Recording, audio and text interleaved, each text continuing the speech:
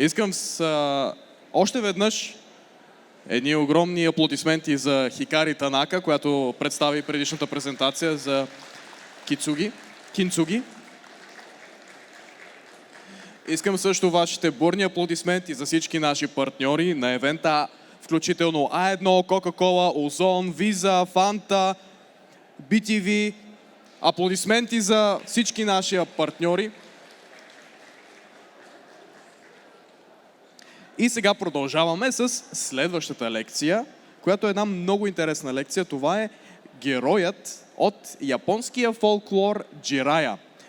Сега Андреас Даниелсен ще проведе лекция на английски за превода си на средновековното издание The Tale of Jiraiya the Gallant, на което е базиран едноименния персонаж от Наруто. В книгата му има над 300 илюстрации от оригинални книги, които са дигитално реставрирани от Андреас.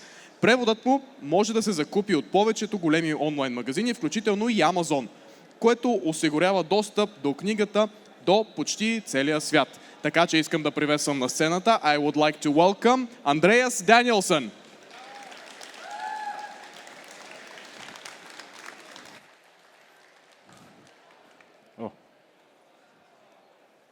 Opa. Hi there. There we go. So, I would like to start my presentation with a little bit of a story time here.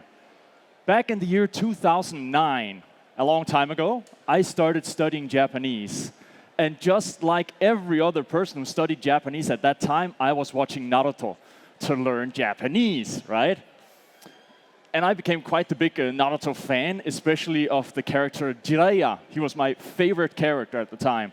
And there is a scene in Naruto, or not a scene, an episode in Naruto called The Tale of Jiraiya the Gallant, or Jiraiya Goketsu Monogatari in Japanese. Those of you who've watched this episode won't know what it's about. But from that episode title, I learned that Jiraiya, Tsunade, and Orochimaru are actually not from Naruto. They're from a fantasy book series from the 1800s in Japan. And I thought, great, I want to read these books, right? So I look it up, and lo and behold, there is absolutely no translation available. Not in English, not even in modern Japanese. It only exists in pre-modern Japanese, which most Japanese don't even understand anymore. My name is Andreas Danilsen. The year is now 2025. I have a master's degree in Japanese, have been working with Japanese for many years, and I'm here to present to you the first ever translation of The Tale of Jiraiya the Gallant.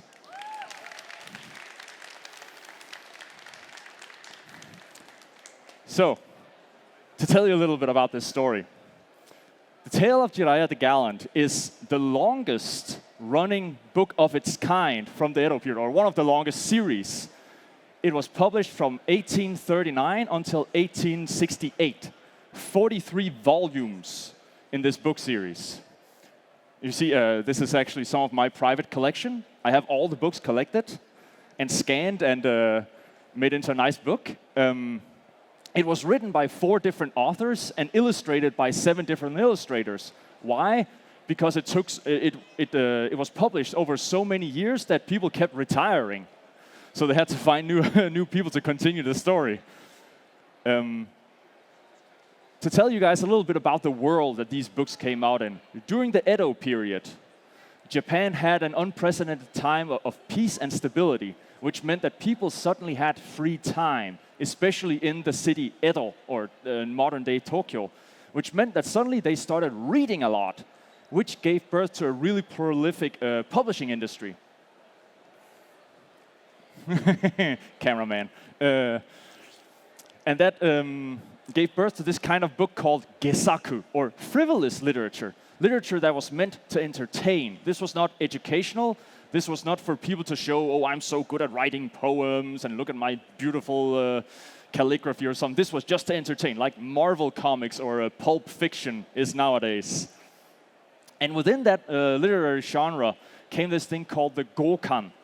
This is an illustrated book, usually at least 20 centerfold pages, where, as you can see here on this picture, there's text interwoven into the image. So it's an early form of manga, you could say. Now, Jiraiya, the character, he became so popular that, as you can see here, they made over 20 other books. That means like not this book series, other books and kabuki plays. And from 1912 to 1967, he starred in 26 movies. So he's been around for a while. But due to these kabuki plays and stuff, he became very famous as a kabuki character, which is what most people up until Naruto came out associated him with. And that is why Jiraiya in Naruto is so kabuki-like. Now, onto the... I suspect most people here haven't watched Naruto, otherwise this next bit is going to be a bit boring to you. I'm going to do a little bit of comparison here between the original source Jiraiya and Naruto Jiraiya. Here I've taken a page from the original books, cleaned it, and colored it a little bit so you guys can see a little bit more clearly what it is. I shouldn't have to explain why these two pictures are next to each other, but as you can see here, it was not in Naruto that they came up with the idea of Jiraiya, Tsunade, and Orochimaru fighting each other. And I also made this nice little list of some of the differences and similarities that you can find in this book. You have, well, ninjutsu. It's not called ninjutsu here because ninja weren't so popular at the time. But you have kagebunshin, this idea of making clones of yourself. Kawarimi, this idea of substituting your own body for something else. And also walking on water. Another thing, Jiraiya, he does toad magic. He travels a lot. His arts come from a hermit. And he's a ladies' man. Tsunade is super strong. This is like some of the oldest girl power literature you will find. She's like Superman in these books. It's fantastic. She's born in Konoha, and she uses slug magic. And then you have Orochimaru. He uses snake magic. He's a real villain with absolutely no regards for human life whatsoever. Now, some of the differences between the original source and Naruto is, well, Jiraiya, Tsunade, and Orochimaru were never really a group together. They weren't the legendary Sannin. Orochimaru was always the enemy to them. And Jiraiya and Tsunade are deeply in love. Jiraiya is not an erosennin, I'm sorry to say. He is not a pervert. He's gallant. It's not called the Tale of Jiraiya the Pervert. Tsunade is not a healer. She does bash people on the head with rocks, though. So, yeah, that's quite the opposite. And Orochimaru is not an immortal body snatcher. It would have been cool, but unfortunately not. Here are some illustrations to show this from the original source material. Here you have Jiraiya on a huge toad, master of toad magic, a ladies' man. A funny thing in the books is that he quite often disguises himself as a woman. I don't know, take from that what you will, but it does make for some funny scenes. Tsunade, she is monstrously strong, uses slug magic. Here you can see her riding a big slug, and it's difficult to see her, but this is a big snake that she is prying open the jaws of and killing with her super strength. Orochimaru here, flying through the sky on a huge serpent, shooting out lightning, in case you were wondering whether or not he's the bad guy. So another thing I want to show, I'm showing some little things here you might recognize. The word Katsuyu. Does anyone know what the name of, remember what the name of Tsunade's snail is in Naruto? It is Katsuyu. And Katsuyu means slug in really old Japanese. And in these books, Katsuyu Maru is the name of a short sword that is the only weapon known to be able to kill Orochimaru. Here you can see Orochimaru fleeing from this little sword that Tsunade is holding. Another thing you might recognize is this idea of the three-way deadlock. One person is strong against another and weak against the third. I don't know if you remember this from Naruto, that they have this problem with fighting each other. This is because originally, this looks like someone is playing rock, paper, scissors, right? because before that game was called Rock, Paper, Scissors, it was actually called Toad, Snail, Serpent. You can come by my booth. I will explain to you later like how to play this game if you want. Some ninjutsu you might recognize here. Here you see two Jiraiyas at the same time fighting two guys. One guy here has a rifle, the other has a bow. What did they do with that rifle and that bow? Well, they shot what they thought was Jiraiya. Here you can see the smoke from the bullet and the arrow, but instead of Jiraiya, they hit a log. So Jiraiya substituted himself with a tree. Here also something you will recognize here, the Jiraiya standing here, walking on water. And here's the last one I want to mention to you guys, which I absolutely love. Who here remembers the scene in Naruto when Jiraiya summons a huge toad to crush a snake, right? In the anime, he calls that yatai kusushi no jutsu, or bringing down the house technique, right? Why is it called bringing down the house technique when this is a snake? Because in the original, he brought down a house. So this scene is known as the yatai kusushi scene. It's one of my favorite little tidbits about this. Now, enough about Naruto and stuff. Time to talk about my book. This is the first of 3 volumes. The other 2 volumes are in the works. Probably will be out within the next 2 years. It's the first ever translation of this story. Also here, I'm very proud of this. It's been nominated for Best Translation at the 2025 American Manga Awards.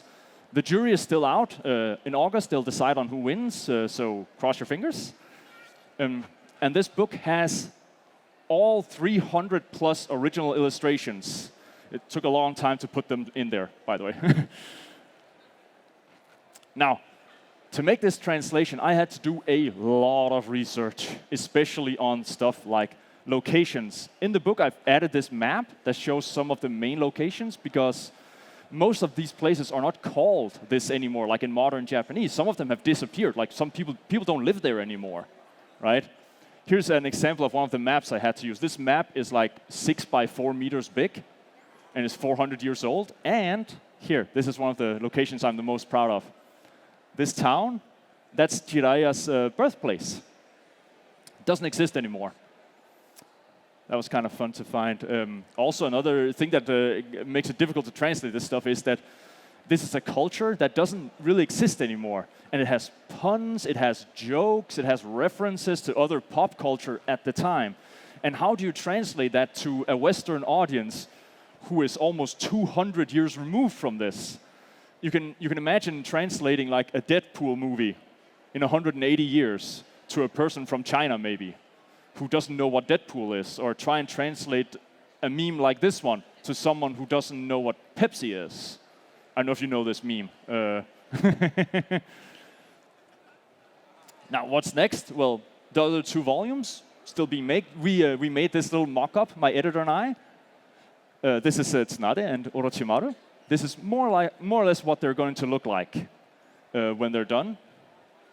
And, we're not entirely done yet. I need to tell you guys, I cannot stress this enough, we only have 2 left of the hardcover and 5 paperbacks left. That's it. Then I'm out. I don't have any more physical copies with me. People bought way more than I thought they would. Otherwise, yeah, oh yeah. Here you can see this is a cool little thing we added to the hardcover.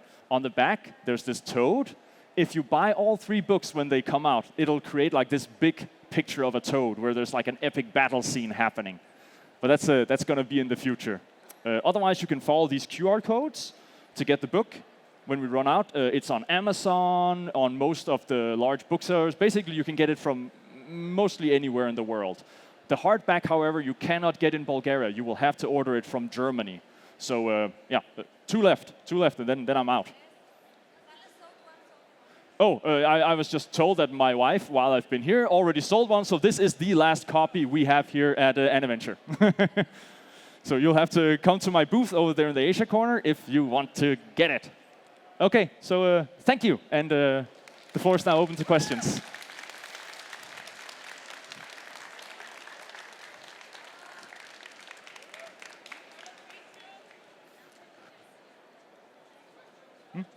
Yeah, questions? If anyone has any questions, now's the time. Oh yeah, the patron, yeah. Hi, thanks for the amazing story that you told us.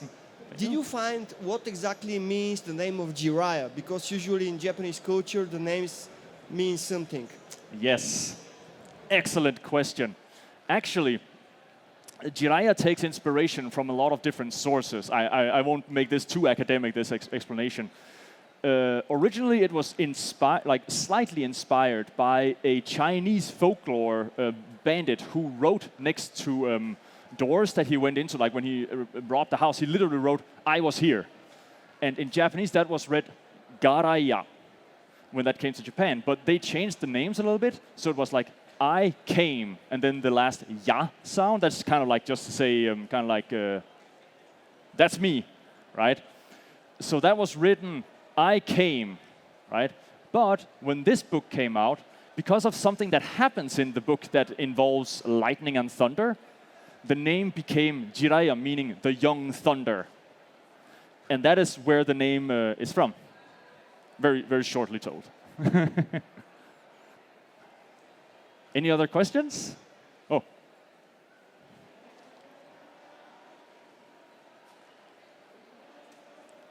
Knowing your background, I'm assuming you've read a lot of other books from the time period in that genre. What would you say sets this one from all the others that came before it? Perhaps some other themes or a way of writing was introduced? Why was it so popular? I just heard from the lady next to me. Why was it so popular? Well, I believe at least because it has a very compelling story. Like it has a clear hero, it has villains, it has some really good revenge stories in it as well. And it's difficult to say really why it was so popular. Literally because of the themes that are in it. I hope that kind of answers the question. Oh, another one over there.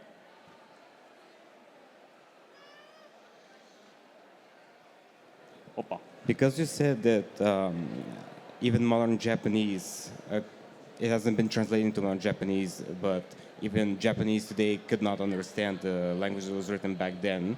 What research did you do to be able to translate it from that time period? Thank you. When you study Japanese, generally you study what's called modern Japanese, right? But you can also study something called classical Japanese or pre-modern Japanese. And what I studied to be able to learn that was, because I have a bachelor's degree and a master's degree at Japanese, this was part of the coursework that I took at university. And then I've also done some studying on my own, of course, from textbooks and stuff like that, and also study the writing that's on these pages because it's also very difficult to read. I've studied at 3 different universities in Japan, and then also audited some lectures at another university where they specifically taught about how to read this kind of writing. So it's been a very long journey, really, to acquire the skills to read this. But you can do it if you try. It just requires effort. Yes.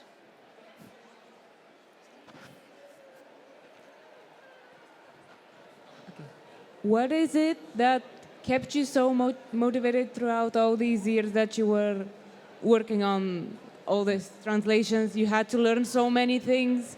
You had to do all this work, all the scanning, all the finding of the books. What kept you going? I'm really curious to know. Thank you very much. That's a nice question. Well, first of all, I'm so lucky that I have a very supportive wife. But also, I would be lying if I didn't say that I am abnormally obsessive. You have to be kind of obsessive to be able to do this kind of stuff. You have to be a bit crazy. A funny anecdote. I contacted a lot of university professors about this book before I started translating it, because I know there are people out there who are much better at this than I am, and asked them, like, are you working on this currently? Because I didn't want to start it and then basically have someone else publish it before me. And they all said no, and basically you're insane for even trying this. Because it's too much, it's too many books. So yeah, I guess you can just say I'm crazy. Thank you.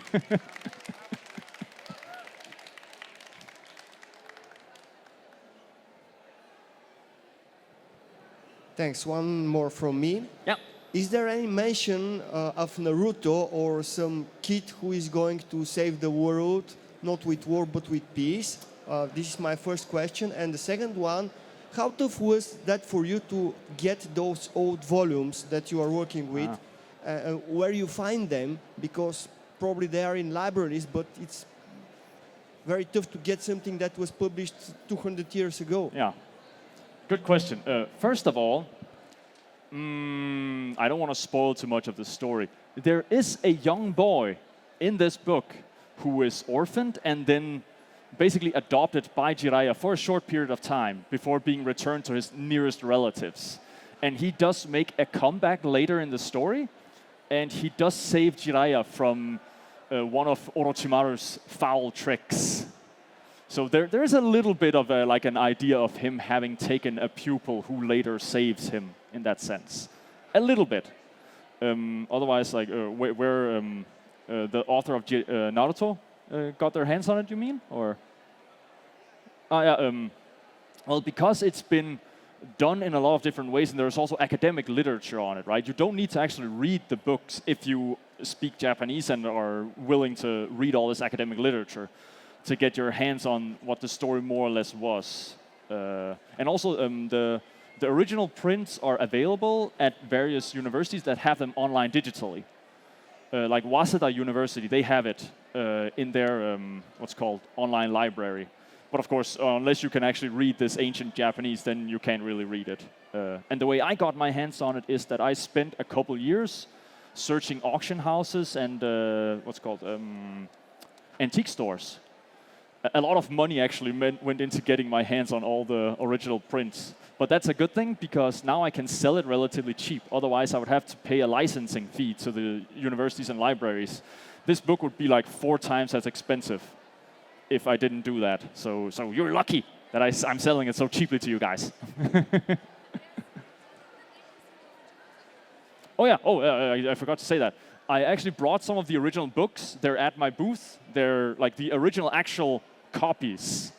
I only brought 1, 2, 3, 4, 5 books that you can see. But it's cool to come and look at, like even if you're not buying a book. Nice to actually put your eyes on the original books. Okay. I guess that's it then.